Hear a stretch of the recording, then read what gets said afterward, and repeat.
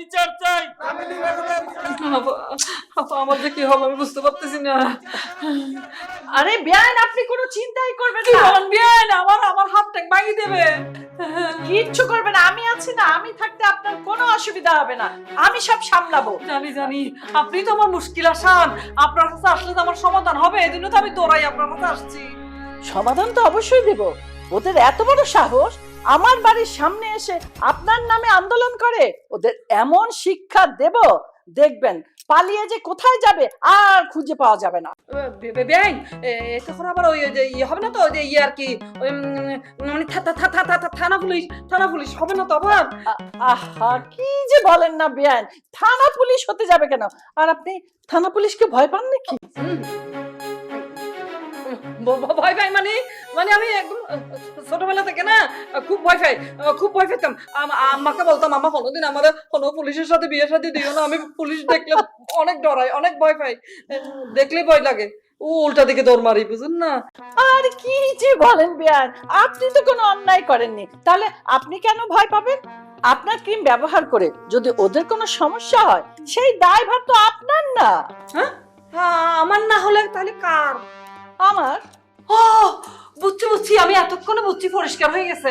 মানে আমার যে দায়ভার সেটা আপনি নিজের কাঁধে নিয়ে নিচ্ছেন, কেমন?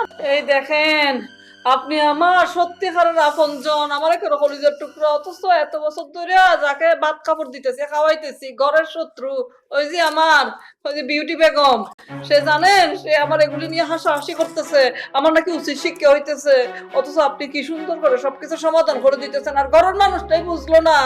বেয়াই, আমি কিন্তু বুঝতে পারছি না এখনো আপনি আপনার বড় বউ বিউটিকে কেন বাড়িতে রাখছেন, তাড়িয়ে দিচ্ছেন না কেন? বেআইন আপনি আগে আমার এই সমস্যাটার, এটা আমার একটা বড় সমস্যা, এই আন্দোলনের সমস্যাটা একটু সমাধান করে দেন। তারপরে এই যে আপনার কথা মতো আমি আপনাকে কথা দিচ্ছি, পাকাপোক্ত ভাবে ওই বিউটি বেগমকে আমার বাসা থেকে বের করে দেব।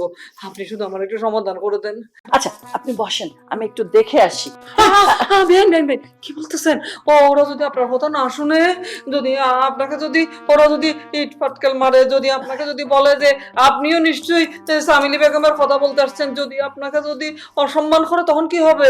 আপনি এইসব নিয়ে একদম টেনশন করবেন না, ওরা আমার সাথে আমার সামনে কথা বলবে, আমি ওদের সামনে যেয়ে দাঁড়াবো, দেখবেন কি করে ওরা পালিয়ে যায়। এই রিনা খানকে তো চেনেন, আমার পাওয়ার সম্বন্ধে ওদের কোনো আইডিয়াই নাই। একটা ফোন করব, দেখবেন সব ম্যাসাকার হয়ে যাবে। চিন্তা করেন না, আপনি শান্ত হয়ে বসেন, আমি একটু দেখে আসছি ওদের একটু আমি ম্যানেজ আমি কিন্তু যাবো না। আসতেছি। ওই যে খোদা, আমার ক্রিম যদি 2 নম্বর কেমনে বুঝলো এরা? আমার সব বুঝে ফেলে লোকজনের আর খাই দিয়ে কাম নাই, একটা ক্রিম বের করছে সেটারও 2 নম্বর বলতেছে।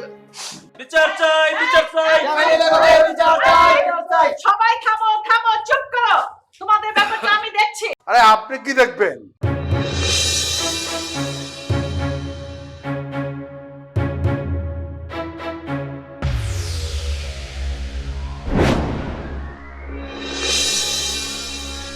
এখন তো দেখবো আমরা।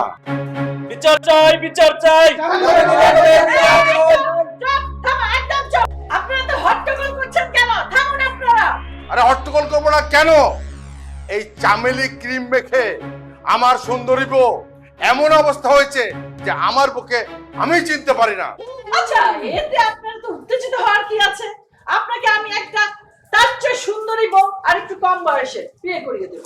না, আমি আমার আগের বউকে আগের মতো সুন্দরী দেখতে চাই, তা না হলে আপনাদের কাছে আমি বিচার চাই। বিচার চাই, বিচার চাই। এই, একদম হট্টগোল করবে না, একদম চুপ থাকো। আমি যা বলি তোমরা মন দিয়ে শোনো, বুঝেছো? আমার কথা তোমাদের শুনতে হবে। এদিকে শুনুন, আসুন, কানটা পাতুন, শুনুন। আপনি এত উত্তেজিত হলে চলবে? আপনি আপনার দলবল নিয়ে চলে যান। আপনার বউয়ের যে সমস্যা হয়েছে, মুখটা কালো হয়েছে, চামেলি ক্রিম মেখে আমি সব চিকিৎসা করিয়ে দেবো।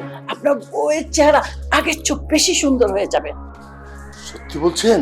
আরে আমি কি মিথ্যে বলি নাকি? আমার বই চিকিৎসা আপনি করবেন? অবশ্যই, 100%, যত টাকা লাগে সব করাবো। কথাটা আপনি আগে বললেন না কেন? আচ্ছা, বলবো, শুনুন। আগে আপনার এই ঝামেলা এগুলো বিদায় করেন। কোনো চিন্তা করবেন না, আমি সব দেখছি বাকি।